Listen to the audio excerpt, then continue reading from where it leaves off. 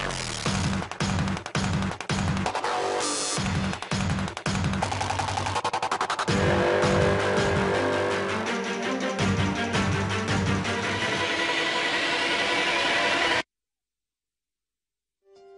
pemirsa, ada kebijakan unik yang diinstruksikan oleh Gubernur DKI Jakarta Basuki Cahayapurnama atau Ahok yang ini sejalan dengan kebijakan e-budgeting, yaitu adalah anggota dewan tidak bisa memegang uang cash untuk keperluan reses sehingga apapun transaksinya menggunakan transfer atau elektronik sehingga segala sesuatunya bisa dikontrol. Ini untuk bentuk transparansi dan juga kontrol atas anggaran. Nah, bagaimana nanti pelaksanaan kebijakan unik ini? Apakah nanti akan menghalangi atau juga mempersulit anggota dewan yang mau melakukan berbagai kegiatan dalam masa resesnya pekan ini? Inilah yang akan saya bahas. Sudah ada dua orang narasumber yang hadir bersama saya di Metro TV. Selamat pagi Pak Heru dan juga Mbak Yeni. Saya perkenalkan terlebih dahulu Pak Heru Budi Hartono, Kepala BPKAD, Badan Pengelola Keuangan dan Aset Daerah DKI Jakarta. Dan juga Mbak Yeni Sucipto, Sekjen Fitra Forum Indonesia untuk Transparansi Anggaran. Nanti akan juga bergabung bersama kita di sini Pak Syarif, anggota DPRD DKI Jakarta dari fraksi Gerindra yang sekarang sedang dalam perjalanan ya. Namun sebelum kita bahas terlebih dahulu ada informasi pengantar yang akan kami sampaikan untuk Anda berikut ini pemirsa.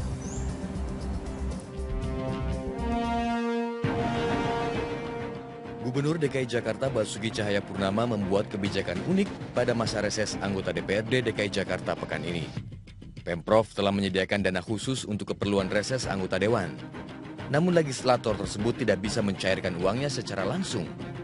Anggota DPRD yang membutuhkan dana dalam kegiatannya bersama konstituen diharuskan menghubungi ke Sekretariatan DPRD untuk pembayarannya. Misalnya, butuh untuk membayar narasumber atau konsumsi, akan ditransfer langsung oleh Sekretariat Dewan.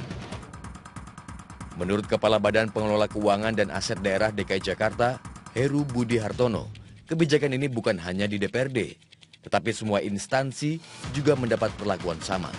Tidak boleh lagi ada transaksi melebihi 25 juta rupiah secara tunai. Larangan bagi anggota DPRD memegang uang tunai selama masa reses merupakan dampak dari instruksi Gubernur Ahok. Instruksi itu mengharuskan semua transaksi di lingkungan Pemprov DKI Jakarta dilakukan melalui transfer. Jikapun harus membayar tunai, maka jumlahnya tidak boleh lebih dari 25 juta rupiah.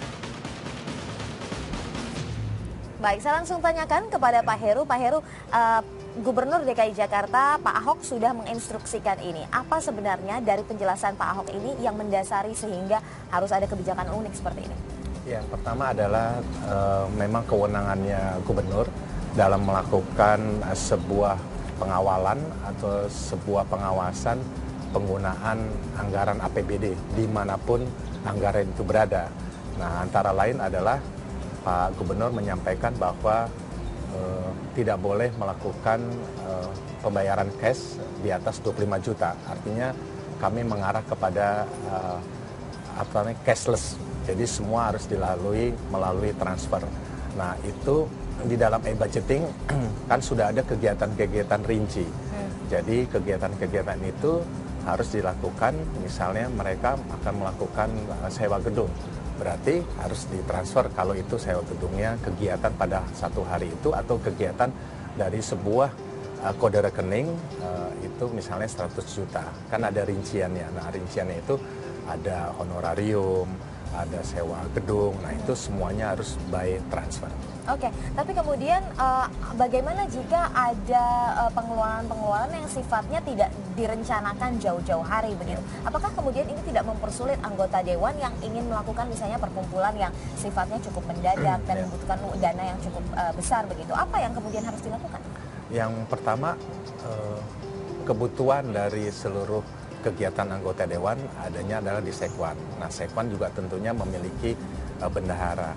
Tentunya di dalam sebuah kegiatan dalam kurun waktu 1 tahun, mereka sudah masukin di dalam e-budgeting. Kegiatannya apa saja. Nah, kegiatan yang dadakan saya rasa di sebuah kegiatan perencanaan keuangan daerah, yaitu APBD Pemda DKI, saya rasa hampir tidak bisa dan tidak ada. Nah, memang semua kebutuhan-kebutuhan anggota dewan harus difasilitasi oleh Sekwan. Contoh tunjangan transportasi, tunjangan perumahan, tunjangan komunikasi, itu kan sudah difasilitasi. Nah, bagaimana cara memberikannya? Memang haknya dewan, ya transfer, misalnya tunjangan komunikasi. Ya berapa per anggota dewan itu yang tahu adalah sekwan, transfer. Nah, kalau dia membutuhkan sebuah sewa gedung atau mengadakan mungkin pertemuan di sebuah restoran atau rumah makan, ya bendahara wajib melakukan pembayaran melalui via transfer cashless itu. Jadi yang mendadak itu tidak bisa karena sebenarnya seharusnya sudah direncanakan ya Pak ya? Saya rasa tidak ada yang mendadakan, kecuali ada dana tak terduga. Nah itu boleh, dana tak terduga di dalam sebuah aturan dan undang-undang juga sudah ada rinciannya kan. Dan tak terduga itu menggunakan juga harus mekanisme yang panjang, tidak bisa diambil. Itu adanya di anggaran Pak Gubernur. Pak, apa sebenarnya yang mendasari, kalau tadi adalah satu bentuk pengawasan, tapi dari menggunakan cash atau tunai menjadi transfer, cashless begitu ya. Apakah dinilai bahwa selama ini dengan tunai itu adalah yang tidak terpantau, kemudian juga celah-celah atau celah-celah penyelewengan terjadi di situ? Ya, jadi perlu saya tegaskan pembayaran itu ada beberapa tipe. Bisa melalui transfer, bisa melalui giro, bisa melalui cek. Tergantung bendaharanya akan melakukan apa. Tetapi cash itu di atas 25 juta ya tidak boleh. Karena apa? Biar supaya semua transparan. Di sini ada rekan kita dari Fitra bisa melihat transparan dan semuanya bisa terekam kemanapun anggaran itu diberikan, dan juga tidak hanya kepada sekwan anggaran itu tidak boleh 25 juta, tapi kepada seluruh pengguna anggaran APBD tidak diperbolehkan cash di atas 25 juta. Nah, ini menurut kami kemudahan bagi pengawas internal pejabat itu sendiri. Kan pejabat eselon 2 mengawasi eselon 3, eselon 3 mengawasi eselon 4 di dalam penggunaan anggaran itu. Nah, ini lebih gampang mengawasinya. Mbak Yeni, Anda sepakat bahwa ini adalah cara terbaik untuk meningkatkan transparansi dan juga kontrol terhadap APBD? Sebenarnya seperti ini ya, kalau kita berbicara soal transparansi dan akuntabilitas, sebenarnya sudah ada bagian dari asas penyelenggaraan pemerintahan daerah di dalam PP 58 tahun 2005, yaitu yang menjadi acuan di dalam pengelolaan keuangan daerah. Di situ ada asas soal akuntabilitas dan transparansi. Saya pikir bahwa instruksi Ahok untuk seluruh SKPD dan unit satuan kerja pemerintah daerah itu saya pikir adalah inovasi yang cukup baik dalam merespon aturan-aturan yang berlaku berkaitan dengan pengelolaan keuangan daerah. Tapi ada beberapa hal yang menjadi catatan kritis kita. Kan di sini kan ada kelebihannya, ada kekurangannya. Kalau kita mengkritisi bahwa beberapa kekurangan dari instruksi, kalau kita berbicara soal instruksi ini, kita kan tidak cukup kaget sebenarnya. Instruksi ini sudah berjalan sejak November tahun 2014 sebenarnya. Yang menjadi catatan kritis kita sebenarnya ada nominal 25 juta, ya kan? 25 juta itu tidak ada cantolan di atasnya, aturan-aturan di atasnya. Kalau di dalam transaksi perbankan gitu kan, transaksi perbankan itu menurut PPATK itu minimal adalah 50 juta. Itu catatan yang pertama. Pakai cantolan apa? Itu sebenarnya menjadi catatan bagi Pemprov untuk bisa memperbaiki. Begitu, memperbaiki instruksi ini, kemudian ada cantolannya. Yang kedua adalah kekhawatiran kita adalah jika 67 lah ya anggota kemudian bersama-sama melakukan reses begitu, kemudian tidak hanya akan memakan alokasi 25 juta, tapi tiba-tiba saja paket meeting umpamanya membutuhkan lebih dari 200 juta. Kalau 200 juta berdasarkan aturan Undang-Undang Barang dan Jasa harus dilakukan tender. Nah, dalam waktu cukup singkat, apakah itu bisa dilakukan tender, kan begitu, untuk merespon permintaan dari kawan-kawan dari DPRD. Begitu. Itu mungkin catatan-catatan kritis kita. Memang ada keuntungannya, ada kelebihannya. Keuntungannya bahwa ini mencoba untuk bagian dari sistem untuk mendorong adanya akuntabilitas di satuan kerja pemerintahan daerah. Tapi ada beberapa catatannya. Yang pertama adalah aturan mengenai batas 25 juta ini. Kemudian kedua adalah soal tender ini bagaimana teknisnya? Kalau terjadi begitu Ya, lah ya, oke. kan? Bersamaan gitu kan. Ya, mungkin bisa ditanggapi oleh Pak Heru. ini Yang bagaimana? pertama adalah sesuai dengan Undang-Undang Nomor 15 Tahun 2004 yang dari rekan kami menyampaikan itu memang punya pemerintah, Pak Gubernur mempunyai kewenangan dalam pemeriksaan pengelolaan dan pertanggungjawaban keuangan. Itu dasarnya. Bagaimana caranya? Adalah caranya berbagai macam ya. Pertanggungjawaban, verifikasi. Lantas yang ini dari awal Pak Gubernur sudah menyampaikan bahwa kita bisa kontrol di dalam sebuah pencairan anggaran melalui cashless, artinya di bawah 25 juta. Nah, tadi disampaikan bagaimana kegiatan itu kalau 200 juta. Jadi begini, kita melihat dulu rincian APBD, rincian kegiatannya di masing-masing kode rekening. Kalau itu kegiatannya adalah sosialisasi, ya kan tentunya anggota dewan itu artinya sosialisasi kepada konstituensi mereka kan, kepada masyarakat. Nah biasanya kan item-itemnya adalah honorarium atau transportasi. Ya. Lantas mungkin sewa gedung. Nah kalau sewa gedung bisa transfer. Nah lantas kalau sosialisasi lantas kepada masyarakat untuk mengganti transport, kita lihat kalau kan ada aturannya. Bisa 100.000, bisa 150.000. Kalau 10 orang berarti 1,5 juta. Ya kan? Kalau 100 orang kan baru 15 juta. 150.000 kan? Nah, berarti satu kegiatan di satu tempat. Bagaimana caranya? Tadi ada anggota dewan yang reses di berbagai kegiatan. Ya kan itu sudah tersplit, tidak jadi satu kan. Misalnya kegiatannya di Jakarta Barat 100 juta, nanti ada kegiatan di Timur, itu kan berbeda-beda.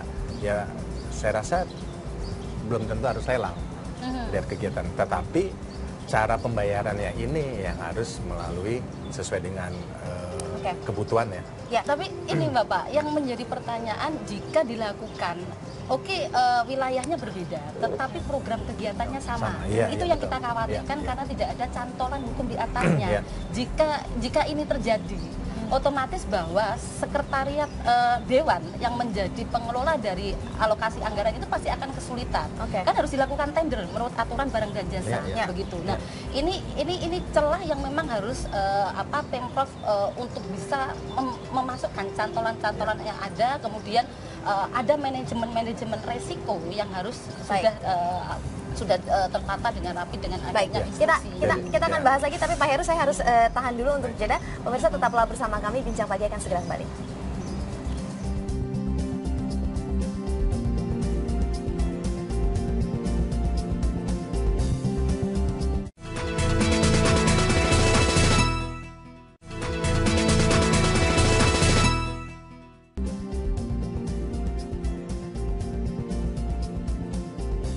Pagi ini sudah bergabung bersama kami Pak Syarif, anggota DPRD DKI Jakarta dari fraksi Gerindra. Selamat pagi Pak Syarif. Selamat pagi. Tadi macet ke sini ya? Iya, ada box terguling. Oh, ada boxer guling ya. Tapi syukur sudah sampai di sini. Nah, langsung saja saya tanyakan ya. Terkait pengguna anggaran, anggota DPRD yang mau melaksanakan kegiatan dalam masa resesnya, kebijakan unik dari Gubernur Ahok ini mempersulit atau tidak sebenarnya? Menurut saya tidak, ya kan. Itu kan sebetulnya hanya titip. Sebetulnya titip. Reses kita tahun 2014 memang ditarik langsung, ya kan. Kemudian sekarang dititipkan kepada staf pendamping rekening. Artinya cuma nitip, dia berikan penuh, nggak ada potongan, nggak ada. Jadi seandainya mau ada pengeluaran misalnya untuk konsumsi, kemudian juga untuk lain sebagainya, untuk bertemu dengan konstituen, Anda merasakan kesulitan atau tidak dalam hal prakteknya ini di lapangan? Ya, saya pribadi ya, nggak tahu yang teman-teman yang lain, nggak ada kesulitan, kita sangat siap ya kan. Itu kan problemnya bukan di situ sebetulnya, bukan pada belanja, pada meng-hire orang yang hadir ke tempat, ya kan. Piranti-piranti persoalan persoalan penarikan dana sampai saya sudah 2 kali tadi malam ya reses itu tidak ada masalah, Lancar Pak? lancar. Cuma persoalannya tadi meng-hire orang ya kan pada saat misalnya hari kerja kan gitu.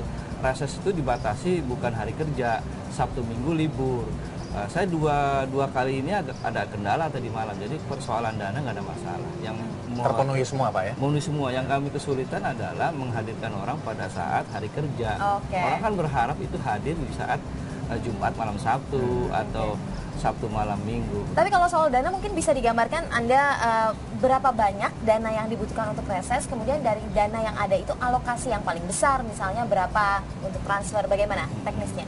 Ini ya, untuk alokasi yang besar itu kan makan. Makanan Tempat, itu sewa. besar ya. Tempat enggak Pak, tempat itu ini aneh juga gitu kan, aneh juga memang di dalam rincian anggaran tidak ada sewa tempat, yang ada sewa sound system, sewa tenda. Artinya apa? Tempat itu suruh cari, sulit lagi kan? Ya, ada tukang tendanya, tapi kalau tempatnya nggak diizinkan, kan lucu. Jadi memang dalam soal keuangan nggak ada masalah, tapi yang menjadi masalah adalah tadi alat-alat. Kalau ketika misalnya tadi malam misalnya saya ya, itu mencari tenda susah. Orang baru dikasih uangnya Jumat, ya kan? Akhirnya kita pakai tenda abal-abal yang pakai terpal aja di kesana ikut sini ya jadi.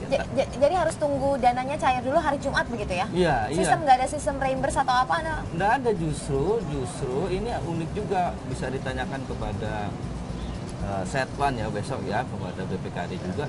Kita itu diberikan dana separuh dulu. Baru tahu kan? Berarti kesulitan juga dong dananya kalau begitu. Saya nggak bicara, pribadi ya. Kalau soal keuangan kan kita bisa punya cara lain, kan? Kita bicara tentang pelaksanaan gitu loh. Bedakan keuangan itu menurut saya kapanpun akan cair gitu. Bisa-bisanya anggota dewan lah yang nalangin atau. Cuma persoalannya tadi gitu kan, kita kan punya tim, organizer. Masa sendirian datang, ambilin tenda, pesan konsumsi. Pasti kan ada panitianya. Dan itu yang belum diakomodir, misalnya tempat, ya kan? Disuruh cari sendiri tempatnya, tendanya suruh cari sendiri, konsumsi cari sendiri. Jadi ketika kita datang, ya kan, selalu tidak sesuai dengan yang desain kita. Tidak sesuai dengan desain kita, karena apa?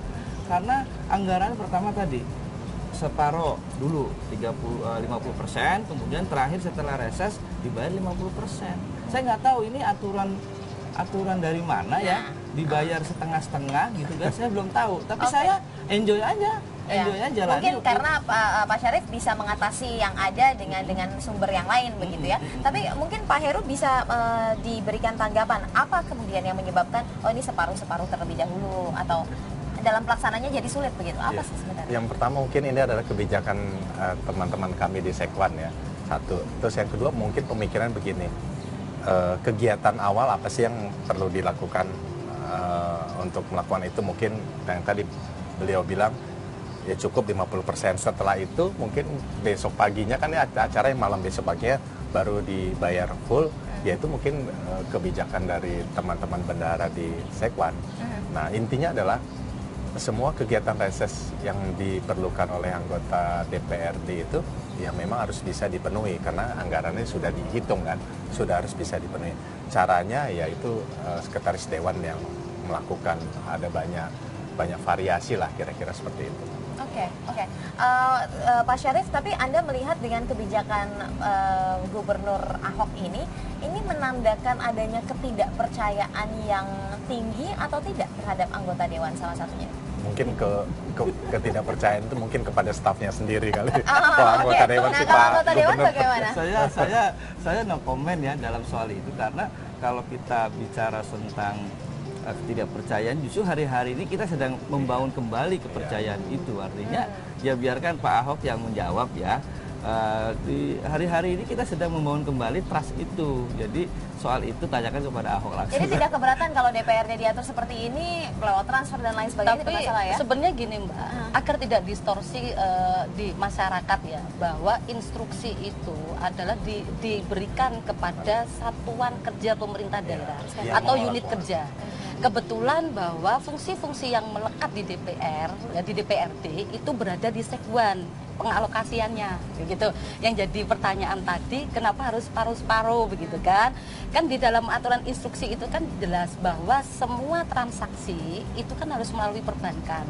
tidak separuh-separuh sebenarnya. Kalau teman-teman sudah deal dengan dengan vendor-vendor, oke, segera ditransfer, sebenarnya begitu. Tidak perlu sampai harus menunggu gitu kan selesai.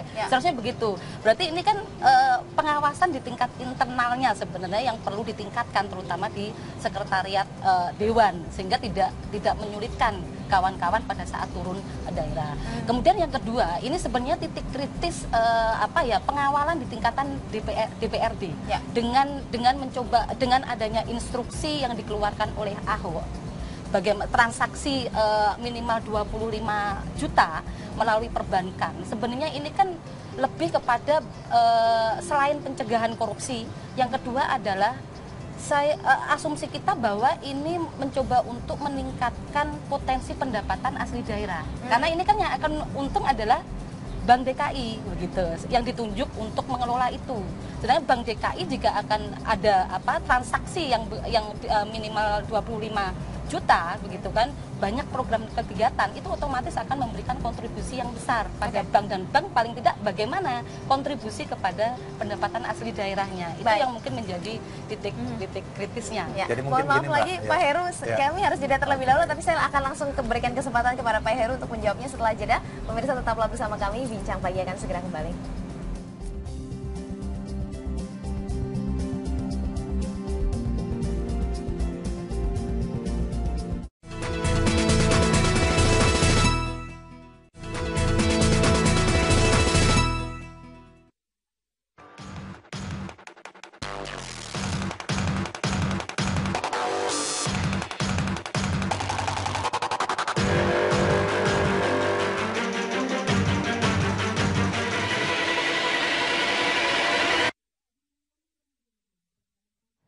Baik, pemirsa, langsung saja saya lanjutkan kembali. Pak Heru, tadi saya sempat potong dengan jeda, tapi mungkin Pak Heru, yang catatan saya yang saya garis bawahi adalah ini adalah satu bentuk kontrol karena ada bentuk ketidakpercayaan terhadap staf. Maksudnya apa ini tadi? Jadi begini, maaf, bukannya Pak Gubernur tidak percaya dengan teman-teman anggota Dewan untuk melakukan reses, tetapi ini menyangkut lebih prioritas kepada internal pelaksanaan keuangan daerah. Jadi Pak Gubernur menyampaikan kepada bawahannya bahwa ya kamu melakukan pencairan terhadap keuangan daerah, ya kamu harus hati-hati. Cara kontrol saya adalah seperti ini. Nah, 25 juta di atas itu tidak boleh cash, artinya cashless. Nah, bagaimana terkait dengan reses ini ya? Kebutuhannya kan yang paling banyak tadi kebutuhan makan, minum lah, konsumsi. Ya ini Sekwan juga harus bisa memenuhi itu. Saya rasa itu sudah bisa terpenuhi, cuma tinggal nilai besarannya. Nilai besarannya disesuaikan. Nah, kemungkinan tadi Mbak Yeni bilang apakah 25 juta itu debatable nih ya, debatable. Ya, mungkin bisa, mungkin nanti bisa diusulkan tidak 25 juta tapi 50, sehingga lebih fleksibel di lapangan untuk melakukan pembayaran cash. Nah, tetapi sementara ini kan Pak Gubernur menyampaikan bahwa 25 juta. Nah, di luar dari pencairan atau kegiatan dari resesnya Sekwan, saya rasa ini sudah mendekati yang kenyataan. Artinya SKPD ini melakukan kegiatan yang menggunakan APBD itu ya sebaiknya harus by rekening semua. Nah itu, jadi kalau yang hari ini dibicarakan mengenai reses ya mudah-mudahan tidak ada terkendala Pak, tapi monggo dikritik apa kekurangannya untuk ke depan kita. Oke, Pak Syarif tadi sudah cerita bahwa ya saya tidak ada masalah sejauh ini ya dalam hal pembiayaan. Tapi apakah kalau teman-teman yang lain juga merasakan hal yang sama Pak, atau dalam pelaksanaannya ini kan dalam reses ada berbagai pertemuan nih Pak. Dari teman-teman yang juga mengalami di DPRD kesulitan atau sebenarnya mengikuti saja apapun instruksi dari gubernur? Ya, jadi gini, ini kan kegiatan politik. Jadi kegiatan politik sebetulnya lebih banyak seninya, gitu. Jadi kalau bagaimanapun regulasinya itu menekan, kalau politisi itu paling bisa. Saya katakan paling bisa. Tidak ada masalah. Diatur walaupun ketat apapun itu kegiatan politik. Kecuali tidak ada kegiatan politiknya. Ini kan menyerap aspirasi masyarakat. Jadi gini, sampai ada anggota dewan, saya katakan, sampai anggota dewan itu mengatakan saya tidak perlu mengambil uang reses. Ada. Jadi bagaimana pembiayaannya? Loh, kan begini, mereka turun ke dapil itu adalah agenda bertemu dengan konstituennya. Jadi sebetulnya dia bagian dari kerja politik pribadi. Itu. Jadi ada, karena kecil Pak, ada yang agak tanda petik ya, agak kecil banget, bertanggung jawabnya susah, lebih baik nggak usah, ada. Karena total 64 juta ya Pak ya, untuk berapa pertemuan itu? 6 kali pertemuan. 6 kali pertemuan. Itu. Jadi menurut saya relatif ya, besar kecilnya, kemudian ya, yang paling penting tadi saya katakan tadi, itu mereka kan bertemu dengan konstituen, ya kan, agenda politik untuk menyerap aspirasi masyarakat. Kalau dibatasi misalnya di situ ketentuannya ada 100, ada 200 ya kan. Buat teman-teman nggak masalah, yang penting sampai Pak pesannya, ayo dijaring, ya kan. Kemudian follow up, tindak lanjut dari reses itu paling penting. Jadi buat anggota dewan bagaimanapun tadi judulnya ya gara-gara, menurut saya enggak. Itu menjadi kewenangan Pemprov ya untuk mengatur regulasi. Silakan diawasi kan. Yang paling penting buat kita itu setelah bertemu dengan konstituen, hasilnya apa? Itu yang paling penting. Investasi politik yang ditanam kepada APBD itu, bertemu antara dewan dengan konstituennya, harus ada hasilnya. Itu yang paling penting, bukan apakah aturan ini menjadi berat. Enggak, menurut saya enggak penting. Mbak Yeni, Anda melihatnya bagaimana? Ini bahkan ada tadi pernyataan, uang ya betul relatif besar atau kecil, tapi ini jadi sulit sekali prosesnya. Jadi ini malah ada yang menyatakan ya tidak usah di. Ya, memang secara administrasi kalau teman-teman mencoba untuk mengacu pada aturan-aturan, terutama di dalam undang-undang pemerintahan daerah yang terbaru itu agak saklek ya untuk pelaksanaan APBD. Ada di pasal 61 sampai 66. Mengenai persoalan pertanggungjawaban yang harus ada di dalam pelaksanaan terutama untuk belanja. Dalam hal ini sebenarnya korelasi dengan riset ya Bapak ya. Ini sebenarnya bisa jadi alat ukur secara administrasi. Sejauh mana sih sebenarnya riset yang dilakukan oleh kawan-kawan dengan menggunakan APBD? Apakah alokasi yang didistribusikan ke teman-teman DPRD, terutama di dalam penyerapan aspirasi, itu memberikan kontribusi terhadap fungsi-fungsi yang melekat pada DPRD tidak? Fungsi budgetingnya, fungsi legislasinya, dan fungsi pengawasannya. Nah, paling tidak kan bisa tidak mengintegrasikan riset-riset ini di dalam proses-proses perencanaan penganggaran, itu yang penting. Dari fungsi-fungsi itu tadi, makanya kenapa ada alokasi untuk riset gitu loh. Riset itu kan dilakukan bukan hanya untuk melakukan mobilisasi dengan konstituen, tetapi penyerapan aspirasi, ya kan? Kemudian difasilitasi oleh negara. Nah, penyerapan aspirasi itulah kemudian diintegrasikan dengan proses-proses perencanaan penganggaran, begitu. Apakah memberikan kontribusi fungsi-fungsinya, fungsi legislasinya, kemungkinan ada perda yang akan diusung, kira-kira bisa nggak memberikan kontribusi. Pada saat fungsi budgeting, pada proses-proses pembahasan, terutama di kebijakan umum anggaran, bisa tidak sebenarnya teman-teman konstituen memberikan usulan-usulan kemudian dilekatkan di dalam proses-proses pembahasan APBD, gitu kan? Yang selama ini kan menjadi perdebatan ya Bapak ya, gitu kan? Di dalam proses-proses pembahasan itu mensinergikan antara riset dengan proses-proses perencanaan penganggaran. Di fungsi kontrolnya seperti apa begitu? Ya ke kontrol di dalam pelaksanaannya. Ada nggak temuan-temuan di daerah? Nah, karena kan kita berasumsi bukan hanya di tingkatan pusat maupun di tingkatan daerah loh ya. Karena asumsi kita riset yang dilakukan itu tidak terintegrasi dengan proses-proses perencanaan. Akhirnya potensinya adalah proses riset itu hanya sebagai alat mobilisasi saja untuk personalnya begitu. Makanya kan difasilitasi negara dengan riset itu adalah untuk tunjangan komunikasi dan penyerapan aspirasi, memberikan kontribusi dan seperti itu tadi. Dewan. Iya, monitoring evaluasinya itu tadi saya sepakat. Seperti apa memberikan kontribusinya sejauh itu? Ya, jadi gini, saya bisa katakan gitu. Kalau tadi Mbak Yani sebagai mobilisasi pada saat ini justru teman-teman merasakan reses bukan menjadi mobilisasi, tapi hanya menjadi ritus. Menjadi ritus, saya merasakan sekali perasaan teman-teman menjadi ritus, Pak. Mengapa? Kalau udah pertemuan ritual politik aja. Kenapa? Tadi di dalam pikiran teman-teman sedang berpikir apakah reses ini bisa diakomodir di dalam tadi sistem perencanaan pembangunan daerah itu persoalan. Saya rasa bisa. Itu. Jadi, Saya rasa bisa. Jadi hasilnya harus ada. Iya, jadi begini Mbak Yeni, Pak Gubernur pada saat Musrembang, menjelang Musrembang mengajak teman-teman untuk hadir di Musrembang. Disitulah katanya ada silakan sampaikan pokok-pokok pikiran di Musrembang. Setelah saya baca undang-undang, Musrembang itu bukan membahas dan menyerahkan pokok-pokok pikiran. Nah, yang paling penting itu yang saya maksud dengan perencanaan pembangunan itu setelah reses, ya kan, ada kompilasi hasil-hasil reses, kemudian diparipurnakan, kemudian disampaikan kepada eksekutif. Nanti Mbak Yani bilang, perdebatan dalam KUA itu disinkronkan antara aspirasi masyarakat dengan Musrembang.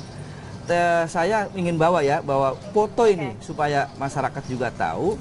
Itu tempo hari itu di timur itu ada kegiatan Musrembang, Pak. Saya pernah meminta klarifikasi kepada Bu Tuti. Ini kan bacaannya penandatanganan berita acara pokok-pokok pikiran. Bayangkan Pak, bacaannya penandatanganan pokok-pokok. Padahal ini apa Pak? Padahal ini acara Musrembang. Oke. Nah, yang dimaksud pokok-pokok pikiran adalah hasil serapan reses, dikompilasi, kemudian dibawa ke paripurna. Jadi pendapat institusi pokok-pokok pikiran itu bukan pendapat pribadi. Setelah reses hasilnya apa, kemudian dibawa ke paripurna, diserahkan kepada eksekutif menjadi masukan untuk RAPBD. Nah, sebelum RAPBD ada KUA, itu yang paling penting. Baik, Pak Syarif, sebenarnya yang kita sepakati bersama adalah bahwa hasil reses ini adalah bisa mengakomodasi tidak hanya menjadi ritual dan formalitas belaka begitu ya, tapi ada keluarannya apa untuk mendukung tadi. Nah, tapi kalau kita kembali lagi ke topik kita mengenai bagaimana fungsi kontrol untuk e-budgeting, kita akan bahas lagi setelah jeda berikut ini, bagaimana kemudian apa kebijakan kontrol dari gubernur ini bisa sejalan sehingga masing-masing instansi atau yang menggunakan anggaran ini bisa melaksanakan berbagai kegiatannya secara efektif. Itu yang akan kita bahas setelah jeda berikut ini. Tetaplah bersama kami, Bincang Pagi akan segera kembali.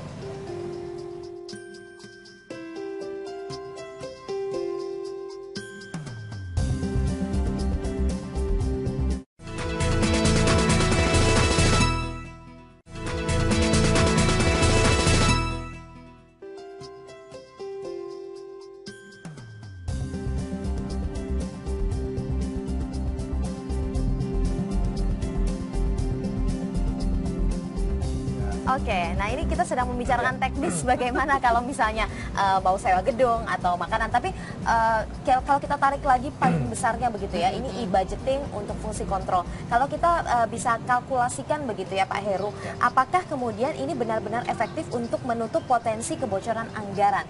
Jika ya, berapa persen yang bisa ditutup itu? Ya, yang pertama adalah dengan adanya e-budgeting itu kan kita bisa kontrol sekecil apapun usulan anggaran itu. Nah, bagaimana caranya dalam proses penggunaannya? Nah, dalam proses penggunaannya tadi Bu Yeni menyampaikan kalau di atas 200 juta itu adalah sudah harus lelang. Lelang itu sebenarnya pengontrol.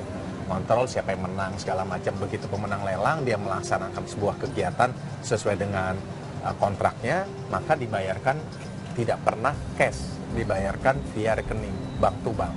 Nah, artinya apa?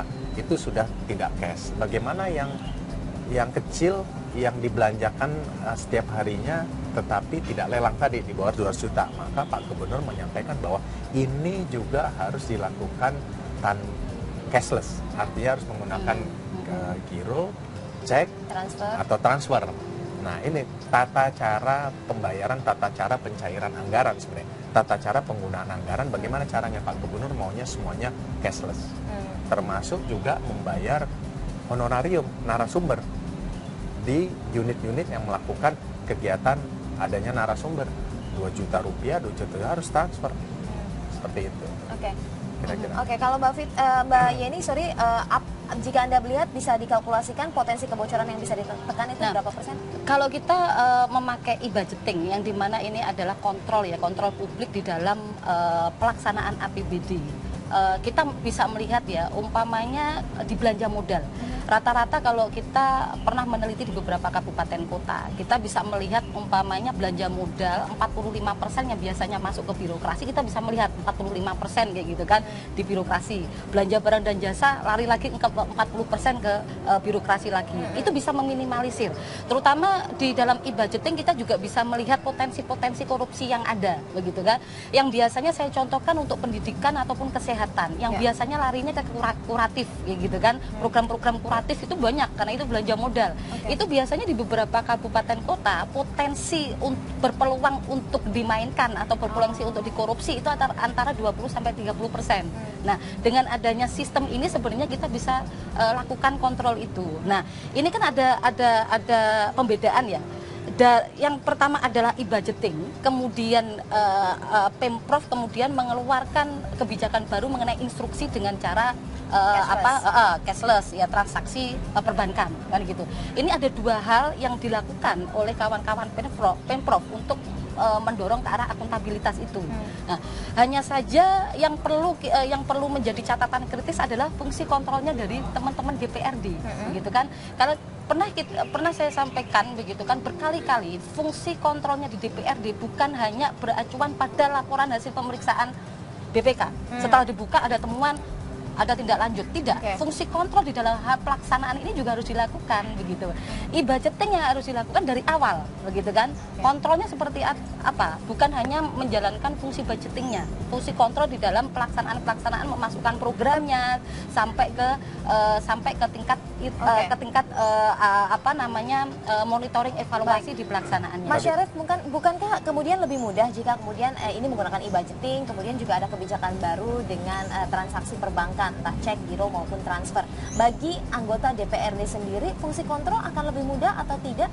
Ya, saya setuju sekali. Sehingga ini mensupport ya Pemprov seperti ini. Di era seperti ini gitu, di era seperti ini sepertinya itu sudah tuntutan dan tuntutan kebutuhan ya kan, melalui perbankan ya kan, tidak ada yang namanya transaksi tunai. Kita dukung sekali kan.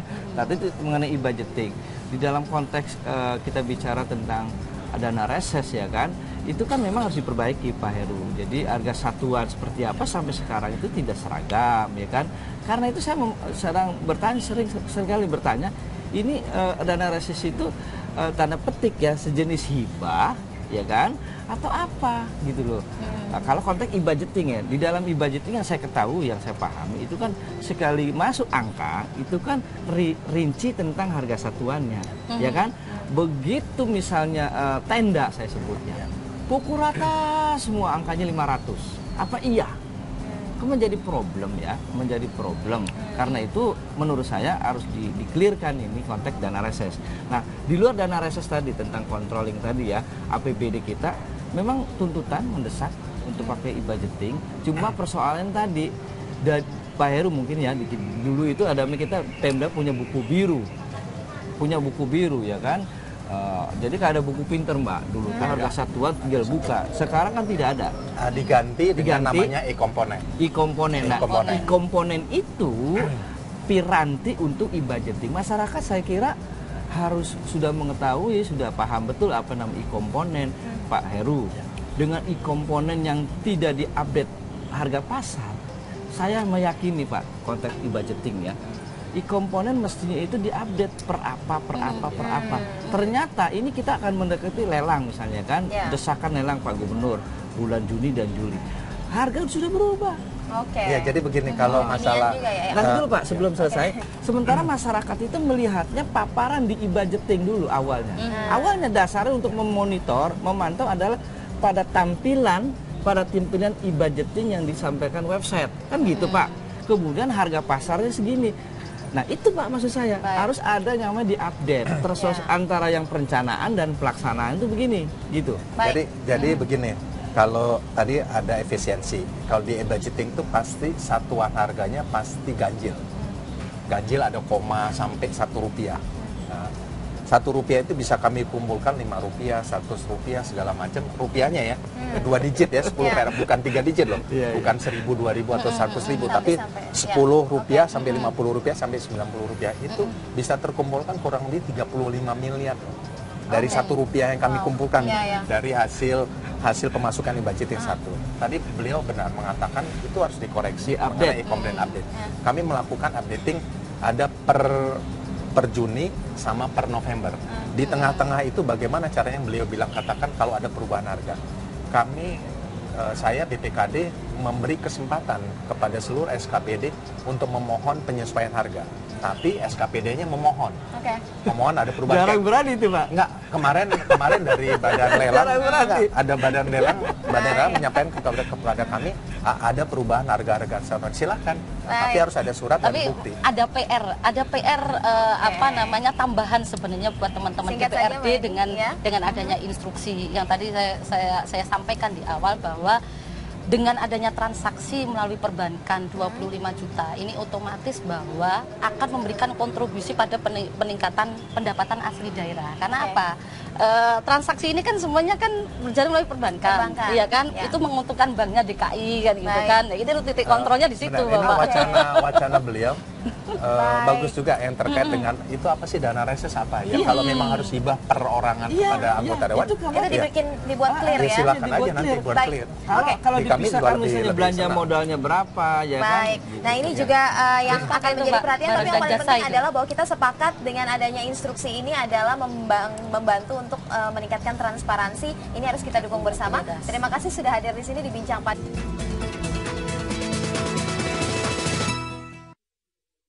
Sulit anggota dewan yang mau melakukan berbagai kegiatan dalam masa resesnya pekan ini. Inilah yang akan saya bahas. Sudah ada dua orang narasumber yang hadir bersama saya di Metro TV. Selamat pagi Pak Heru dan juga Mbak Yeni. Saya perkenalkan terlebih dahulu Pak Heru Budi Hartono, Kepala BPKAD, Badan Pengelola Keuangan dan Aset Daerah DKI Jakarta, dan juga Mbak Yeni Sucipto, Sekjen Fitra Forum Indonesia untuk Transparansi Anggaran. Nanti akan juga bergabung bersama kita di sini Pak Syarif, anggota DPRD DKI Jakarta dari fraksi Gerindra yang sekarang sedang dalam perjalanan ya. Namun sebelum kita bahas terlebih dahulu ada informasi pengantar yang akan kami sampaikan untuk Anda berikut ini pemirsa.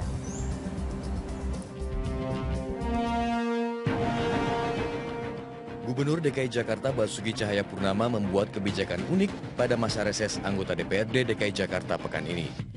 Pemprov telah menyediakan dana khusus untuk keperluan reses anggota dewan. Namun legislator tersebut tidak bisa mencairkan uangnya secara langsung. Anggota DPRD yang membutuhkan dana dalam kegiatannya bersama konstituen diharuskan menghubungi ke sekretariatan DPRD. Nah, jika ada pengeluaran-pengeluaran yang sifatnya tidak direncanakan jauh-jauh hari begitu, apakah kemudian ini tidak mempersulit anggota dewan yang ingin melakukan misalnya perkumpulan yang sifatnya cukup mendadak dan membutuhkan dana yang cukup besar begitu? Apa yang kemudian harus dilakukan? Yang pertama, kebutuhan dari seluruh kegiatan anggota dewan adanya adalah di Sekwan. Nah, Sekwan juga tentunya memiliki bendahara. Tentunya di dalam sebuah kegiatan dalam kurun waktu 1 tahun, mereka sudah masukin di dalam e-budgeting kegiatannya apa saja. Nah, kegiatan yang dadakan saya rasa di sebuah kegiatan perencanaan keuangan daerah, yaitu APBD Pemda DKI, saya rasa hampir tidak bisa dan tidak ada. Nah, memang semua kebutuhan-kebutuhan anggota dewan harus difasilitasi oleh Sekwan. Contoh tunjangan transportasi, tunjangan perumahan, tunjangan komunikasi, itu kan sudah difasilitasi. Nah, bagaimana cara memberikannya memang haknya dewan. Untuk pembayarannya, misalnya, butuh untuk membayar narasumber atau konsumsi, akan ditransfer langsung oleh Sekretariat Dewan. Menurut Kepala Badan Pengelola Keuangan dan Aset Daerah DKI Jakarta, Heru Budi Hartono, kebijakan ini bukan hanya di DPRD, tetapi semua instansi juga mendapat perlakuan sama. Tidak boleh lagi ada transaksi melebihi 25 juta rupiah secara tunai. Larangan bagi anggota DPRD memegang uang tunai selama masa reses merupakan dampak dari instruksi Gubernur Ahok.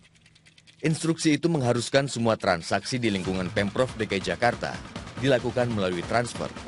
Jikapun harus membayar tunai, maka jumlahnya tidak boleh lebih dari 25 juta rupiah.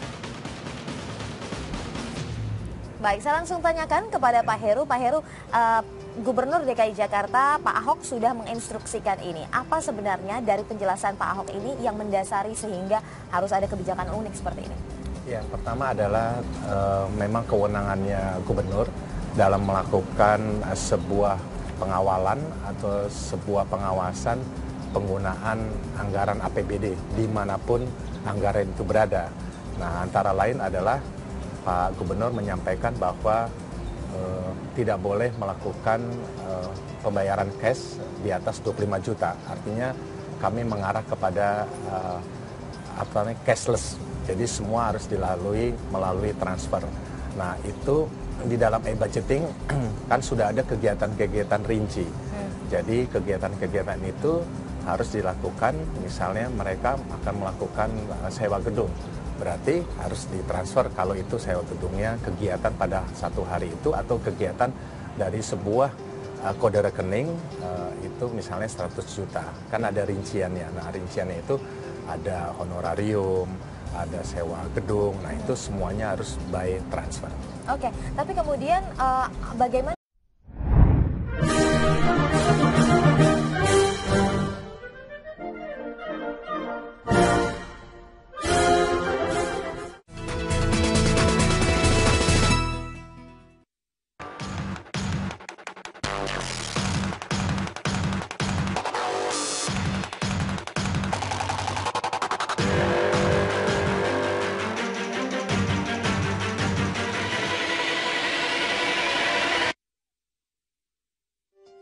Ya pemirsa, ada kebijakan unik yang diinstruksikan oleh Gubernur DKI Jakarta Basuki Cahayapurnama atau Ahok yang ini sejalan dengan kebijakan e-budgeting, yaitu adalah anggota dewan tidak bisa memegang uang cash untuk keperluan reses sehingga apapun transaksinya menggunakan transfer atau elektronik sehingga segala sesuatunya bisa dikontrol. Ini untuk bentuk transparansi dan juga kontrol atas anggaran. Nah, bagaimana nanti pelaksanaan kebijakan unik ini? Apakah nanti akan menghalangi atau juga